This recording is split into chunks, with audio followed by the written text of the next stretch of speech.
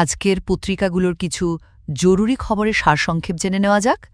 মঙ্গলবার মানে ৩০শে সেপ্টেম্বর ২০২৫-এর দৈনিক পত্রিকাগুলো কিন্তু দেশের এখনকার অবস্থানে বেশ কিছু গুরুত্বপূর্ণ বিষয় সামনে এনেছে। ধরুন রাজনীতি, অর্থনীতি, স্বাস্থ্য, আবার কিছু জাতীয় অগ্রগতির খবরও আছে। তো চলুন দেখে নেই মূল বিষয়গুলো কি কি। প্রথমত দেশের রাজনৈতিক আর নিরাপত্তা পরিস্থিতি, এটা নিয়ে কিন্তু একটু চিন্তা বাড়ছে। দেখুন, গোয়েন্দা রিপোর্ট বলছে অক্টোবর মাসে যে অন্তর্বর্তী সরকার আছে তাদের হটানোর জন্য নাশকতার একটা ঝুঁকি নাকি আছে। আবার সামনে নির্বাচন, কিন্তু গ্রামের দিকে ভোটারদের নিরাপত্তা নিয়ে চিন্তা থেকেই যাচ্ছে, কারণ আইন শৃঙ্খলা পরিস্থিতির তেমন উন্নতি হয়নি। অন্তর্বর্তী সরকারের যিনি প্রধান উপদেষ্টা ড মোহাম্মদ ইউনুস, উনি জানিয়েছেন যে আওয়ামী লীগের রাজনৈতিক কর্মকাণ্ড আপাতত স্থগিত করা হয়েছে, তবে হ্যাঁ, দলটা নিষিদ্ধ করা হয়নি। আর দেখুন, খাগড়াছড়িতে সম্প্রতি যে সহিংসা হলো, যেখানে সাধারণ মানুষ মারা গেলেন, সেটাও কিন্তু এই অস্থির পরিস্থিতিকেই তুলে ধরছে। দ্বিতীয়ত অর্থনীতি আর জনস্বাস্থ্যের দিকেও কিন্তু কিছু বড় চ্যালেঞ্জ দেখা যাচ্ছে। যেমন ধরুন, বণিক বার্তা রিপোর্ট করেছে আমাদের দেশের ডাক্তার আর নার্সরা নাকি দক্ষিণ এশিয়ার সবচেয়ে কম বেতন পান। এমবিবিএস পাশ করার পর শুরুতেই বেতন মাত্র ১৮ থেকে ২৫,০০০ টাকা। ভাবা যায়। এর ফলে হচ্ছে কি, অনেকেই ভালো সুযোগের জন্য দেশের বাইরে চলে যাচ্ছেন, মানে মেধা পাচার বাড়ছে আর কি। আবার দেখুন, দেশের একটা বড় শক্তি হলো তৈরি পোশাক খাত, তাই না? সেখানেও কিন্তু সংকট চলছে, কিছু কারখানা বন্ধ হয়ে যাচ্ছে, অনেক শ্রমিক চাকরি হারাচ্ছেন। এর উপর আবার ডেঙ্গুর ঝামেলা তো আছেই, সাথে চিকুনগুনিয়াও বাড়ছে। কিন্তু সমস্যাটা হলো সরকারি হাসপাতালগুলোতে এই চিকুনগুনিয়া পরীক্ষার যথেষ্ট ব্যবস্থা নেই। মনে রাখতে হবে, এটাও কিন্তু ডেঙ্গুর মতোই এডিস মশা ছড়ায়। সবশেষে কিছু গুরুত্বপূর্ণ জাতীয় আর আন্তর্জাতিক উদ্যোগের খবরও আছে। রোহিঙ্গা সংকট সমাধানের জন্য প্রধান উপদেষ্টা ড ইউনুস জাতিসংঘে একটা ৭ দফা পরিকল্পনা দিয়েছেন, আর মিয়ানমারের উপর যাতে সত্যি সত্যি চাপ তৈরি হয় সেই আহ্বানও জানিয়েছেন। অন্যদিকে একটা বেশ বড় খবর হল রূপপুর পারমাণবিক বিদ্যুৎ কেন্দ্র, সেটা প্রথম ইউনিট কিন্তু এই ডিসেম্বরেই পরীক্ষামূলকভাবে চালু হয়ে যেতে পারে। এটা হলে কিন্তু বাংলাদেশও পারমাণবিক শক্তি ব্যবহারকারী দেশগুলোর ক্লাবে ঢুকে পড়বে, মানে আমরাও নিউক্লিয়ার পাওয়ার দিয়ে বিদ্যুৎ তৈরি করতে পারব। দারুণ ব্যাপার। সব মিলিয়ে দেখলে দেশ এখন রাজনৈতিক অনিশ্চয়তা আর অর্থনৈতিক চাপের মধ্যে দিয়ে গেলেও রোহিঙ্গা সমস্যার সমাধান বা পারমাণবিক শক্তি অর্জনের মতো গুরুত্বপূর্ণ লক্ষ্যগুলো থেকেও কিন্তু পিছিয়ে নেই।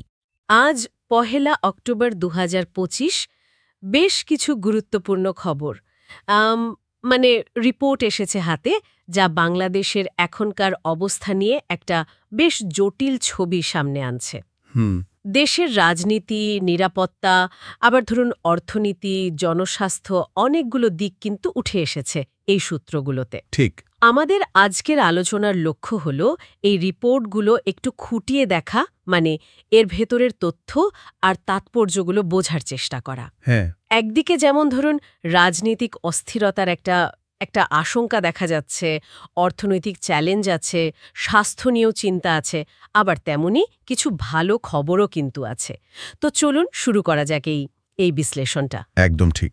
আজকের এই সূত্রগুলো যদি একসাথে দেখি, তাহলে দেশের বর্তমান অবস্থার একটা স্ন্যাপশট পাওয়া যায়। একদিকে রাজনৈতিক উত্তেজনা আর নিরাপত্তার প্রশ্নগুলো বেশ জোরালো, তাই না? আবার অন্যদিকে অর্থনীতি আর জনস্বাস্থ্যের চ্যালেঞ্জগুলো কিন্তু কম নয়। ঠিক। আর এরই মধ্যে, যেমন আপনি বললেন, রূপপুরের মতো বড় একটা অগ্রগতির খবরও কিন্তু আছে। এই সব কিছু মিলিয়েই আসলে পুরো ছবিটা, মানে একটা ধারণা পাওয়া যায় আর কি। তাহলে প্রথমেই দেখি রাজনৈতিক পরিস্থিতি আর নিরাপত্তা সংক্রান্ত যে খবরগুলো এসেছে। যুগান্তর যেমন বলছে, একটা গোয়েন্দা প্রতিবেদনের কথা উল্লেখ করে যে অক্টোবর মাস জুড়ে নাশকতার আশঙ্কা আছে। হ্যাঁ, আশঙ্কাটা উড়িয়ে দেওয়া যাচ্ছে না। শোনা যাচ্ছে একটা নির্দিষ্ট গোষ্ঠী নাকি অন্তর্বর্তী সরকারকে হটানোর চেষ্টা আরও জোরদার করতে পারে এই মাসে। ওই প্রতিবেদনের সূত্র ধরে যদি দেখি, তাহলে বোঝা যায় যে রাজনৈতিক অঙ্গনে অস্থিরতাটা কমছে না, বরং সেপ্টেম্বরে হয়তো তাদের চেষ্টা সফল হয়নি, তাই অক্টোবরে একটা মরিয়া চেষ্টা হতে পারে, এরকম একটা আশঙ্কা করা হচ্ছে। উদ্দেশ্যটা কি বলা হচ্ছে? রিপোর্টে উদ্দেশ্য হিসেবে অন্তর্বর্তী সরকারকে সরানো, ফেব্রুয়ারি নির্বাচনটা বানচাল করা আর ক্ষমতাচ্যুত আওয়ামী লীগকে আগের জায়গায় ফেরানো, এসব কথা বলা হয়েছে। আচ্ছা। তবে এটাও ঠিক যে সরকারও বসেনি, সেটাও রিপোর্টে আছে। মানে গোয়েন্দা তথ্য সংগ্রহ আর সেই অনুযায়ী প্রতিরোধমূলক ব্যবস্থা নেওয়ার কথাও বলা হচ্ছে। তার মানে একটা টানাপোড়েন চলছে। হ্যাঁ, একটা চলমান টানাপোড়েন, তারই ইঙ্গিত এটা। আর এই যে রাজনৈতিক উত্তেজনা, এর আঁচ তো সাধারণ মানুষের জীবনেও লাগছে। মানবজমিনের একটা রিপোর্টে সেটা বেশ বোঝা যাচ্ছে। হ্যাঁ, ময়মনসিংহের ত্রিশালের কাটাখালী গ্রামের মানুষের কথা বলা হয়েছে। ঠিক, তাদের নিরাপত্তা নিয়ে চিন্তার কথাটা উঠে এসেছে। গ্রামের সাধারণ মানুষ, তাদের আলোচনায় এখন রাজনীতি আর নির্বাচন নিয়েই বেশি কথা হচ্ছে। ওই রিপোর্টটার একটা জরুরি দিক হলো সাধারণ মানুষের মুখের কথাগুলো তুলে ধরা হয়েছে। একদম।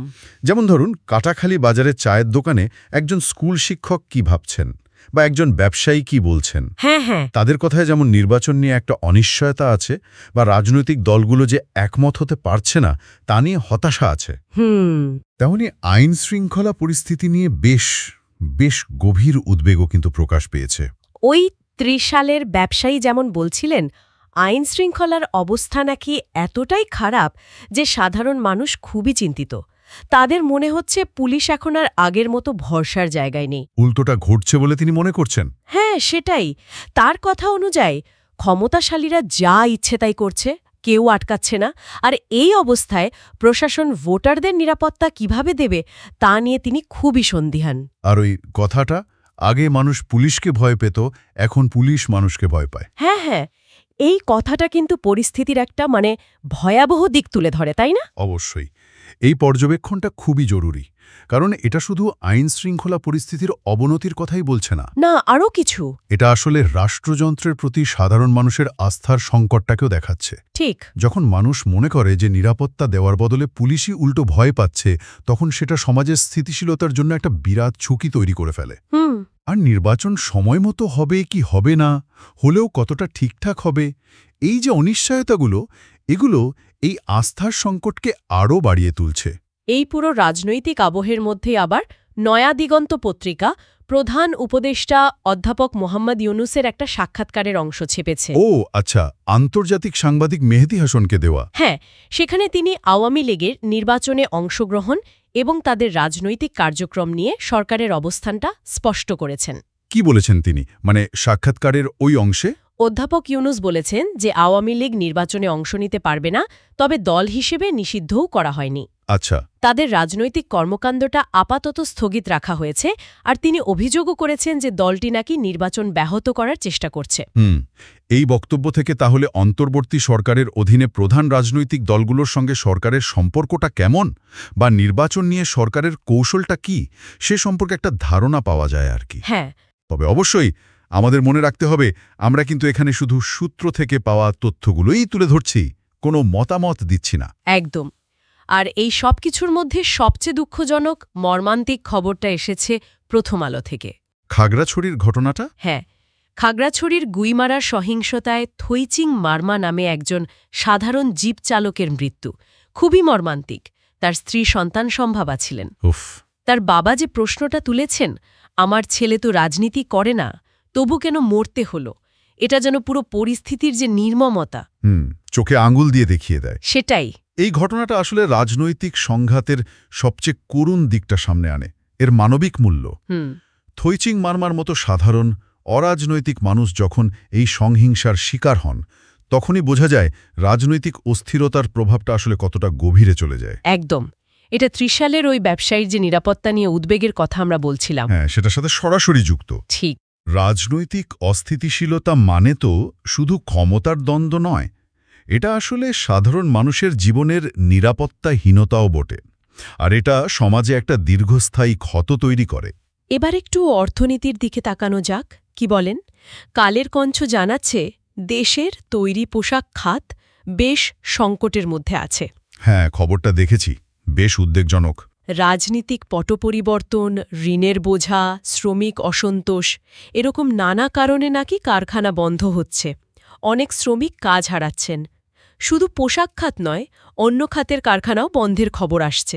এটা অর্থনীতির জন্য একটা বড় ধাক্কা, কারণ পোশাক খাত আমাদের রপ্তানি আয়ের সিংহভাগই তো আসে এখান থেকে। ঠিক, আর কর্মসংস্থানও প্রচুর। হ্যাঁ, বিপুল সংখ্যক মানুষের কর্মসংস্থান এই খাতের ওপর নির্ভরশীল।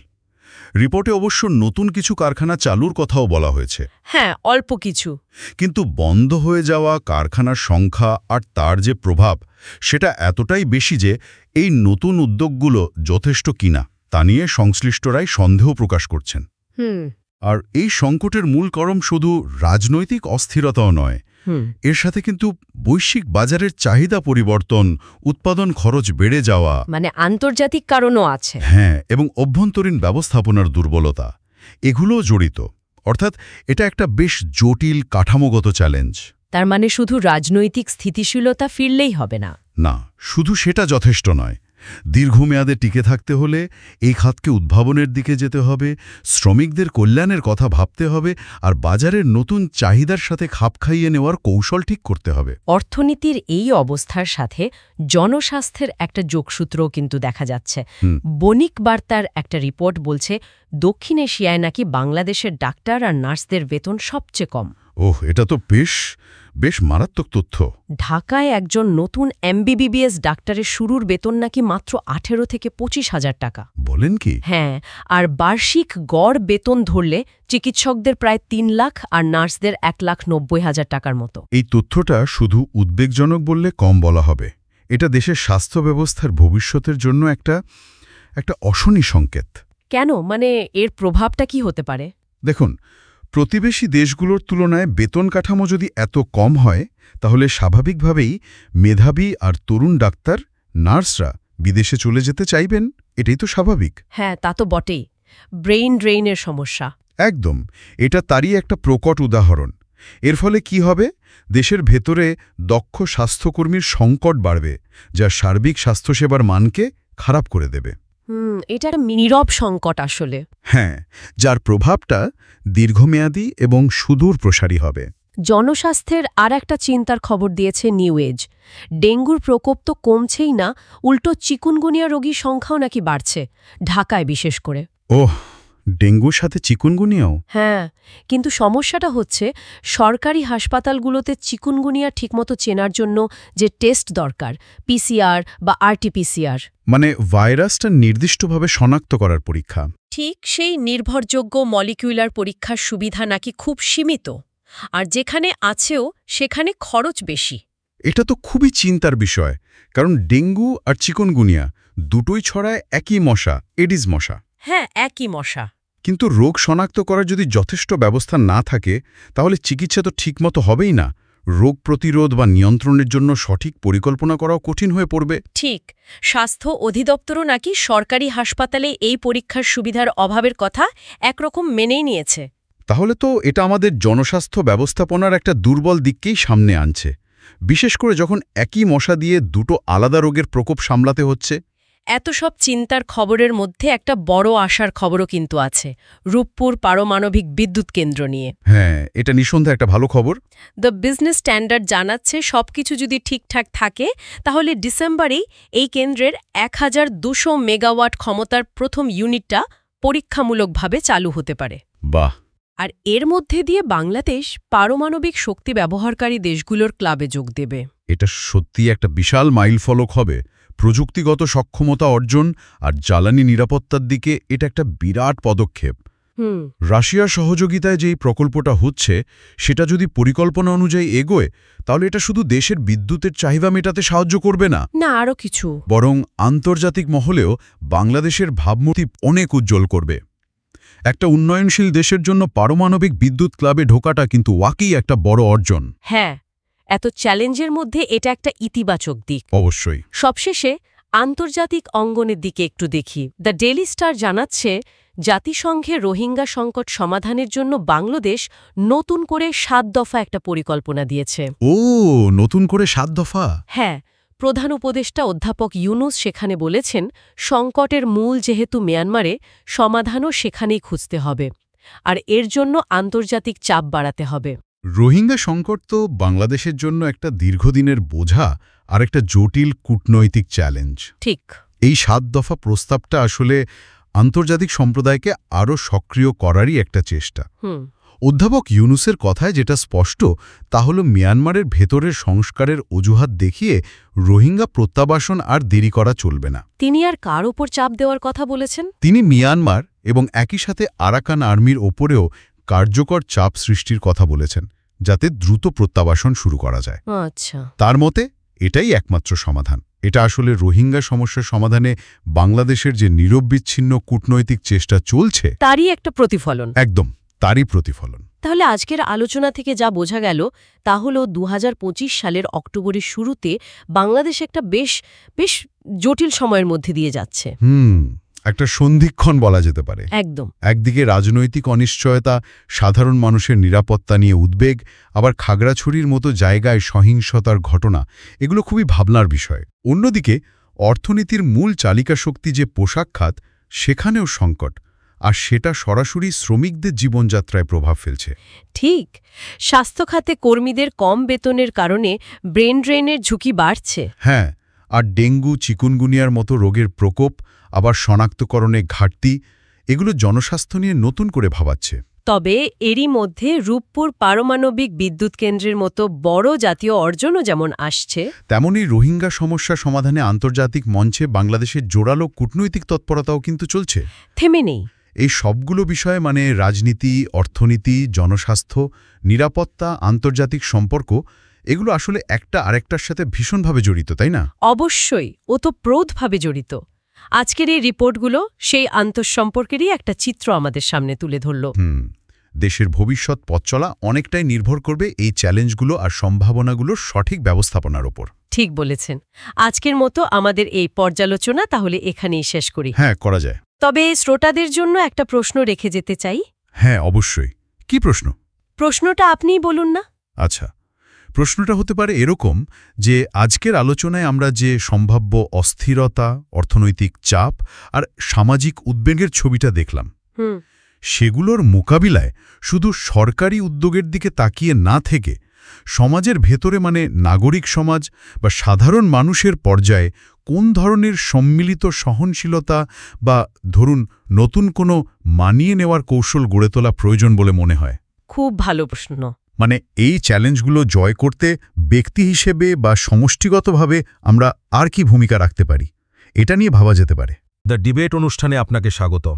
আজকের আলোচনা বুঝতেই পারছেন বাংলাদেশের বর্তমান পরিস্থিতি নিয়ে, বিশেষ করে এই যে অন্তর্বর্তীকালীন সরকার কাজ করছে তাদের অধীনে নিরাপত্তা ব্যবস্থা কেমন, আর সামনে যে নির্বাচন আসছে তার পরিবেশটাই বা কতটা অনুকূল, এগুলো নিয়েই কথা বলবো। অক্টোবর মাস ঘিরে নাশকতার কিছু গোয়েন্দা রিপোর্ট এসছে, আবার একটা প্রধান রাজনৈতিক দলের কর্মকাণ্ড স্থগিত রাখা হয়েছে। তো সব মিলিয়ে এই আলোচনাটা এখন খুবই জরুরি হয়ে পড়েছে। হ্যাঁ, আর এই আলোচনার একেবারে কেন্দ্রে যে প্রশ্নটা থাকছে সেটা হলো মানে একদিকে আমরা শুনছি একটা গোষ্ঠী নাশকতা পরিকল্পনা করছে, আবার একই সঙ্গে দেশের অন্যতম বৃহৎ একটা দলকে রাজনৈতিক প্রক্রিয়ার বলা যায় বাইরে রাখা হয়েছে। এই অবস্থায় অন্তর্বর্তীকালীন সরকার কি আসলেই দেশের নিরাপত্তা আর স্থিতিশীলতা নিশ্চিত করে একটা গ্রহণযোগ্য নির্বাচনের দিকে এগোতে পারছে? আমরা আজকের বিভিন্ন সংবাদপত্রে যা যা প্রতিবেদন এসছে সেগুলোর ভিত্তিতেই বিষয়টার একটু গভীরে যাওয়ার চেষ্টা করব। অবশ্যই। আমার যা মনে হয়, দেখুন, পরিস্থিতিটা বেশ জটিল। এই অবস্থায় দেশকে স্থিতিশীল রাখা আর নির্বাচনটা নিশ্চিত করা, এটাই তো মূল কাজ। আর সেই জন্যে সরকার প্রয়োজনীয় এবং যথাযথ পদক্ষেপই নিচ্ছে। কিছু সিদ্ধান্ত হয়তো কঠিন লাগছে, কিন্তু বর্তমান পরিস্থিতিতে এগুলো অপরিহার্য হয়ে পড়েছে। আর আমার অবস্থানটা হলো সরকার যে পদক্ষেপগুলো নিচ্ছে সেগুলোর কার্যকারিতা নিয়ে বিশেষ করে সাধারণ মানুষের নিরাপত্তা নিশ্চিত করা আর একটা সত্যিকারের গণতান্ত্রিক নির্বাচনী পরিবেশ তৈরির ক্ষেত্রে বেশ কিছু বড় প্রশ্ন কিন্তু রয়ে গেছে। মাঠের বাস্তবতা কি বলছে আর কিছু সরকারি সিদ্ধান্তের কি প্রভাব পড়ছে, এগুলো নিয়ে আমি একটু কথা বলতে চাই। স্থিতিশীলতা তৈরির চেষ্টা করছে। তাদের লক্ষ্যটা তো পরিষ্কার, এই অন্তর্বর্তী সরকারকে হটানো, নির্বাচনটা ভণ্ডুল করা আর আগের ক্ষমতাচ্যুত শক্তিকে ফিরিয়ে আনা। এখন যখন এরকম সুনির্দিষ্ট তথ্য থাকে, সরকারের পক্ষে কি হাত গুটিয়ে বসে থাকা সম্ভব? এই তথ্যের ভিত্তিতেই তো সরকারকে সর্বোচ্চ সতর্কতা নিতে হচ্ছে, প্রয়োজনে কঠোরও হতে হচ্ছে। এটা তো দেশের বৃহত্তর স্বার্থেই জরুরি, তাই না? গোয়েন্দা তথ্যের গুরুত্ব আমি মোটেই অস্বীকার করছি না। রাষ্ট্রের নিরাপত্তা অবশ্যই সবার আগে, কিন্তু আমার প্রশ্নটা হলো এই তথ্যের ভিত্তিতে যে পদক্ষেপগুলো নেওয়া হচ্ছে সেগুলো মাঠ পর্যায়ে কতটা কাজ করছে, আর সাধারণ মানুষ তারা কি ভাবছে, কি অনুভব করছে। মানবজমিনের একটা প্রতিবেদনের দিকে যদি তাকান, দেখবেন কাটাখালী গ্রামের সাধারণ মানুষ তাদের নিরাপত্তা নিয়ে কি ভীষণ উদ্বেগের মধ্যে আছে। তারা বলছে 1 বছর তো পার হয়ে গেল, কিন্তু আইনশৃঙ্খলা পরিস্থিতির কোনো উন্নতি তারা দেখছে না। মানুষ এখনও নিরাপত্তাহীনতায় ভুগছে। তাহলে এই গোয়েন্দা তথ্য আর সাধারণ মানুষের রোজকার অভিজ্ঞতার মধ্যে এত ফারাক কেন? এটা কি প্রশাসনের ব্যর্থতা, নাকি বাস্তব পরিস্থিতি বুঝতে কোথাও ঘাটতি থেকে যাচ্ছে? দেখুন, দুটো বিষয়কে একসাথে গুলিয়ে ফেললে মনে হয় ঠিক হবে না। গোয়েন্দা তথ্য ইঙ্গিত দেয় একটা সম্ভাব্য বা আসন্ন বৃহত্তর ষড়যন্ত্রের দিকে। সেটা তো সাধারণ মানুষের দৈনন্দিন অভিজ্ঞতায় সবসময় সরাসরি প্রতিফলিত নাও হতে পারে। অন্তর্বর্তীকালীন সরকারের প্রধান কাজ হল নির্বাচনটা করা। এখন সেই নির্বাচন বানচাল করার যে কোনো চেষ্টা তো রুখতেই হবে, আর সেই লক্ষ্যেই কিছু পদক্ষেপ নিতে হচ্ছে। যেমন ধরুন, আওয়ামী লীগের রাজনৈতিক কর্মকাণ্ড স্থগিত করার বিষয়টা। নয়াদিগন্তে প্রধান উপদেষ্টার যে সাক্ষাৎকার ছাপা হয়েছে, সেখানে তিনি তো স্পষ্ট করেই বলেছেন এটা দলকে নিষিদ্ধ করা নয়, বরং নির্বাচনকে সম্ভাব্য বাধা দেওয়ার চেষ্টা থেকে বিরত রাখার একটা ব্যবস্থা। তিনি এটাকে রাজনৈতিক প্রতিহিংসা বলছেন না, বলছেন দেশের বৃহত্তর স্বার্থে নির্বাচনকে সুরক্ষিত রাখার একটা পদক্ষেপ। এই ধরনের পদক্ষেপ হয়তো জনপ্রিয় নাও হতে পারে, কিন্তু উদ্ভূত পরিস্থিতিতে এটা আবশ্যক হয়ে পড়েছিল বলেই আমার মনে হয়। আমি আপনার এই যুক্তির সাথে ঠিক একমত হতে পারছি না, দুঃখিত। বৃহত্তর স্বার্থ বা নির্বাচন সুরক্ষিত করা, এ কথাগুলো শুনতে ভালো, কিন্তু এর প্রয়োগটা নিয়ে তো প্রশ্ন থেকেই যায়। দেশের অন্যতম বড় একটা রাজনৈতিক দলের কাজকর্ম নির্বাচনের ঠিক আগে এভাবে স্থগিত করে দেওয়া, এটা কি গণতান্ত্রিক রীতিনীতির সাথে মেলে? এতে কি নির্বাচনটা একতরফা হয়ে যাওয়ার ঝুঁকি তৈরি হচ্ছে না? আর এই সিদ্ধান্তের ফল কি হচ্ছে? এটা কি আসলে স্থিতিশীলতা আনছে, নাকি ভেতরে ভেতরে অসন্তোষ, বিভেদ এগুলো তৈরি করছে, যা হয়তো উল্টো সেই নাশকতার পরিকল্পনাকেই, যেমনটা যুগান্তরে বলা হয়েছে, উস্কে দিতে পারে? আমরা একদিকে গোয়েন্দা রিপোর্টের কথা বলছি, আবার অন্যদিকে এমন সিদ্ধান্ত নিচ্ছি যা রাজনৈতিক পরিবেশকে আরও গরম করে তুলতে পারে। এর মধ্যে সমন্বয়টা কোথায়? আপনি একটা গুরুত্বপূর্ণ ঝুঁকির কথা বলছেন, আমি মানছি সেটা, কিন্তু বিকল্প কি ছিল? সরকারের কাছে যদি এমন তথ্য থাকে যে একটা নির্দিষ্ট রাজনৈতিক শক্তি তাদের স্বাভাবিক কাজকর্মের আড়ালে নির্বাচন বানচাল বা দেশকে অস্থিতিশীল করার চেষ্টা করছে, তখন কি সেই ঝুঁকি নেওয়া যায়? যুগান্তরের রিপোর্টেই তো উল্লেখ আছে, সরকার কিন্তু হাত গুটিয়ে বসে নেই। হালনাগাদ গোয়েন্দা তথ্য সংগ্রহ করা হচ্ছে, আর সেই অনুযায়ী আগে থেকেই প্রতিরোধমূলক ব্যবস্থা কার্যকর করার জন্য সুস্পষ্ট নির্দেশনা দেওয়া হয়েছে। এটা তো সরকারের সদিচ্ছা আর সক্রিয় থাকারই প্রমাণ। হ্যাঁ, এই পদক্ষেপগুলো হয়তো বিতর্ক তৈরি করছে, কিন্তু উদ্দেশ্য তো একটাই, একটা স্থিতিশীল পরিবেশে নির্বাচনটা নিশ্চিত করা। স্থিতিশীলতা না থাকলে তো গণতান্ত্রিক প্রক্রিয়াও এগোতে পারবে না। এই পদক্ষেপকে আমার মনে হয় সেই বৃহত্তর লক্ষ্যের অংশ হিসেবেই দেখা উচিত। কিন্তু এই সদিচ্ছা বা প্রতিরোধমূলক ব্যবস্থার বাস্তব প্রতিফলন নিয়ে আমি আসলেই সন্দিহান। কারণটা বলি। একদিকে আপনারা গোয়েন্দা রিপোর্ট আর সরকারি নির্দেশনার কথা বলছেন, খুব ভালো কথা। অন্যদিকে মানবজমিনের রিপোর্টে ত্রিশালের একজন ব্যবসায়ী কি বলছেন শুনুন। দিনের বেলায় তার দোকানে লুটপাট হয়ে যাচ্ছে, ফোন করলেও পুলিশ পাওয়া যায় না। তিনি আরও বলছেন, আগে গ্রামে নিয়মিত পুলিশের টহল ছিল, এখন নাকি দেখাই যায় না। আর সবচেয়ে ভয়ের কথাটা হলো তার উক্তি, মানুষ এখন পুলিশকে ভয় পায় না, উল্টো পুলিশ মানুষকে ভয় পায়। যদি দেশের আইনশৃঙ্খলা পরিস্থিতির এই হয় বাস্তব চিত্র, যদি একজন সাধারণ ব্যবসায়ীর নিরাপত্তা পুলিশ দিতে না পারে, তাহলে উচ্চ পর্যায়ের গোয়েন্দা তথ্যের ভিত্তিতে নেওয়া প্রতিরোধমূলক ব্যবস্থা কতটা কার্যকর হচ্ছে সে প্রশ্ন তো উঠবেই, তাই না? এটা কি প্রমাণ করে না যে প্রশাসনিক নিয়ন্ত্রণ আসলে ঢিলে হয়ে পড়ছে? কাটাখালী গ্রামের ওই স্কুল শিক্ষক বা হায়দার আলীর মতো সাধারণ মানুষ যখন বলেন সরকার 1 বছরেও তাদের জানমালের নিরাপত্তা দিতে পারেনি, তাদের এই কথাটা কি একদমই ভিত্তিহীন? আমি মানছি যে আইনশৃঙ্খলা পরিস্থিতির কিছু চ্যালেঞ্জ অবশ্যই আছে, এবং ত্রিশালের ওই ব্যবসায়ীর অভিজ্ঞতাটা খুবই উদ্বেগজনক। তবে 2-1টা বিচ্ছিন্ন ঘটনা বা নির্দিষ্ট কিছু এলাকার চিত্র দিয়ে পুরো পরিস্থিতি বিচার করাটা হয়তো সবসময় ঠিক নয়। একটা অন্তর্বর্তীকালীন সরকারের পক্ষে, বিশেষ করে যখন একটা মহল দেশকে অস্থিতিশীল করতে উঠে পড়ে লেগেছে, তখন রাতারাতি সব সমস্যা সমাধান করে ফেলাটা কঠিন। সরকার চেষ্টা করছে, সমস্যাগুলো সম্পর্কে তারা জানে, গোয়েন্দা তথ্যের ভিত্তিতে ব্যবস্থা নেওয়ার যে নির্দেশ দেওয়া হয়েছে সেটাই তার প্রমাণ। খাগড়াছড়িতে থৈচিং মারমা নামে যে নিরীহ জিপ চালক সহিংসতার শিকার হলেন, প্রথম আলো রিপোর্ট অনুযায়ী সেটা অত্যন্ত দুঃখজনক, মর্মান্তিক একটা ঘটনা। কিন্তু এটাকে কি একটা বিচ্ছিন্ন ঘটনা হিসাবে দেখা উচিত, নাকি দেশে যে একটা বৃহত্তর অস্থিতিশীলতা তৈরির চেষ্টা চলছে তারই অংশ হিসেবে বিবেচনা করা উচিত?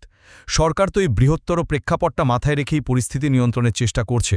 আপনার এই বৃহত্তর প্রেক্ষাপট বা বিচ্ছিন্ন ঘটনার যুক্তিটা নিয়েই আমার একটু আপত্তি আছে। থৈচিং মারমার বাবা তো খুব সরল একটা প্রশ্ন তুলেছেন। আমার ছেলে তো রাজনীতি করে না, তবু কেন মরতে হলো? যখন রাজনীতি না করা সাধারণ মানুষও এমন নৃশংসতার শিকার হন, যখন গ্রামের মানুষ সবসময় একটা নিরাপত্তাহীনতার মধ্যে থাকে, যখন ব্যবসায়ীরা বিপদে পড়লে পুলিশি সহায়তা পান না, তখন এই ঘটনাগুলোকে কি আর বিচ্ছিন্ন বলা চলে? এগুলো কি আসলে বৃহত্তর আইনশৃঙ্খলা পরিস্থিতির ভেঙে পড়ারই এক একটা লক্ষণ নয়? এই পরিস্থিতিতে শুধু গোয়েন্দা রিপোর্ট আর ব্যবস্থা নেওয়ার নির্দেশ শুনে সাধারণ মানুষ কিভাবে ভরসা পাবে? আর এই আস্থার অভাব নিয়েই কি একটা সুষ্ঠু নির্বাচন হতে পারে? যেখানে ভোটাররা নিজেদের নিরাপত্তা নিয়েই ভয়ে ভয়ে আছেন, সেখানে তারা কতটা নির্ভয়ে ভোটকেন্দ্রে যাবেন বলুন? একটা প্রধান দলকে বাইরে রেখে এমন একটা নিরাপত্তাহীন পরিবেশে যে নির্বাচনটা হবে, তার গ্রহণযোগ্যতা নিয়েই তো একটা বড় প্রশ্ন তৈরি হয়ে যায়। মানবজমিনের রিপোর্টে স্কুল শিক্ষক মসলেহুদ্দিনের কথাটা একবার ভাবুন তো। আমার ধারণা এই সরকার নির্বাচন ঠিক সময় দিবে না। তারা শুধু নির্বাচনের আশা দেখাচ্ছে। মানুষের মনে এই যে গভীর অনাস্থা, এটা কেন তৈরি হলো? এটা কি একেবারেই অমূলক? নির্বাচন অনুষ্ঠানের ব্যাপারে সরকারের আন্তরিকতা নিয়ে প্রশ্ন তোলাটা আমার মনে হয় ঠিক হচ্ছে না। প্রধান উপদেষ্টা নিজে বেশ কয়েকবার, এমনকি আন্তর্জাতিক সংবাদ মাধ্যমেও নির্বাচন অনুষ্ঠানের ব্যাপারে সরকারের যে অঙ্গীকার তা পরিষ্কার করে বলেছেন। আওয়ামী লীগের মতো একটা দলের কর্মকাণ্ড স্থগিত করার মতো কঠিন এবং বিতর্কিত সিদ্ধান্ত তো নেওয়া হয়েছে তাদের ভাষ্য অনুযায়ী নির্বাচনকে নির্বিঘ্ন করার যুক্তিতেই। এটাকে তো সরকারের সদিচ্ছারই একটা পরিচায়ক হিসেবে দেখা যেতে পারে। হ্যাঁ, চ্যালেঞ্জ অনেক, নিরাপত্তা নিয়ে উদ্বেগটাও বাস্তব, সাধারণ মানুষের নিরাপত্তাহীনতার ঘটনাগুলো মিথ্যে নয়। কিন্তু সরকার তো এই চ্যালেঞ্জগুলো মোকাবিলা করেই নির্বাচনের দিকে এগোচ্ছে। পথটা হয়তো সহজ নয়, কণ্টকাকীর্ণ, কিন্তু লক্ষ্যটা তো স্পষ্ট, একটা নির্বাচন অনুষ্ঠান করা।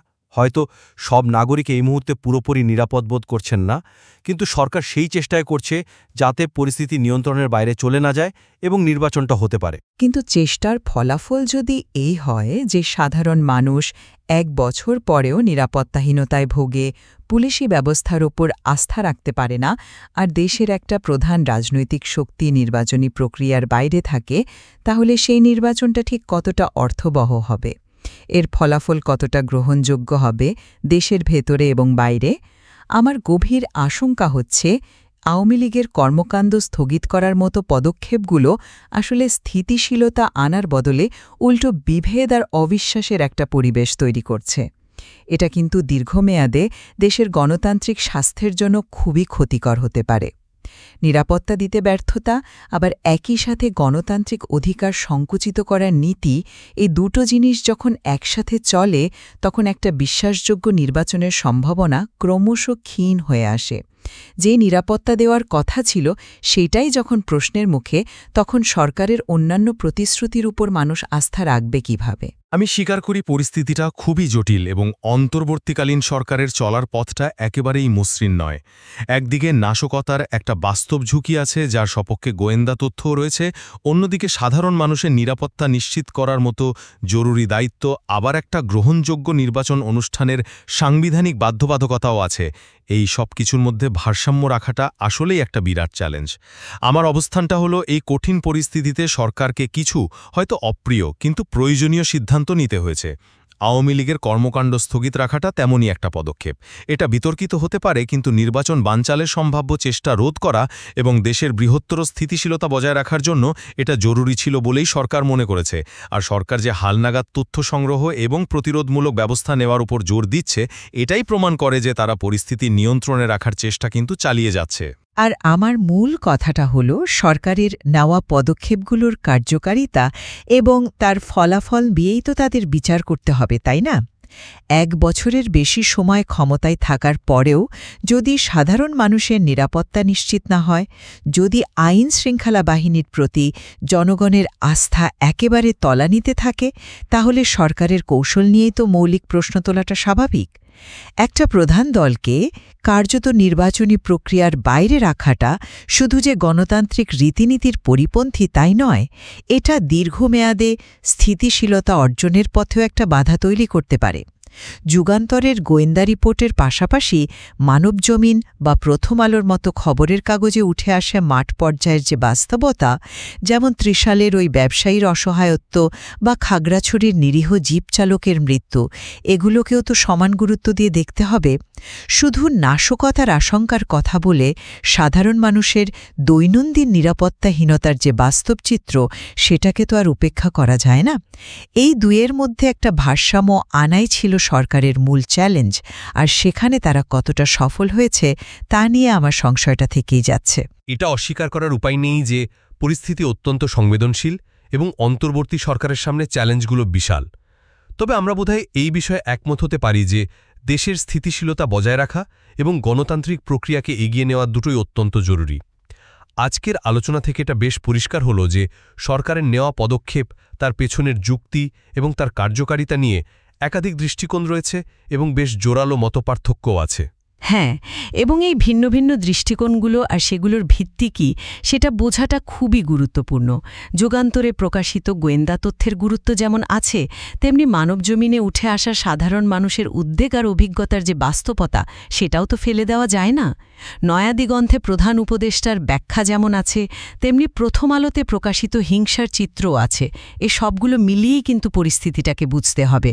কোনো একটা দিককে প্রাধান্য দিয়ে পুরো ছবিটা আসলে বোঝা সম্ভব না। এই যে বহুমাত্রিকতা, এটাই মনে হয় আজকের আলোচনার মূল বিষয়। আজকের আলোচনা তাহলে এখানেই শেষ করছি। আমরা দেখলাম অন্তর্বর্তীকালীন সরকারের অধীনে বাংলাদেশের নিরাপত্তা পরিস্থিতি এবং নির্বাচনী পরিবেশকে ঘিরে অনেক জটিল প্রশ্ন এবং কঠিন চ্যালেঞ্জ রয়েছে।